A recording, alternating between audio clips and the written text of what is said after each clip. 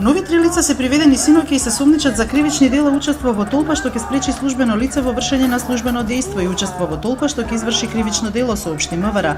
Едно лице е сослушано од судија на претходна постапка и му е одредена мерка притвор во траење од 8 дена. Исто така синоќа во полициската станица Киселавода само се пријавило едно лице осомничено за учество во толпа што ќе изврши кривично дело.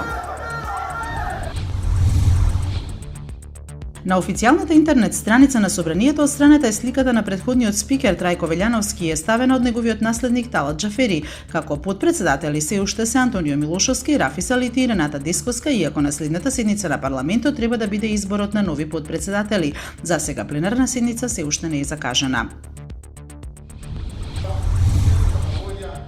Лидерот на СДСМ Зоран Заев вели дека во прислушуваните разговори не постои доказ кој покажува кој го извршил убиството на Смилковското езеро, но постојат сомнежи дека власта е вмешана.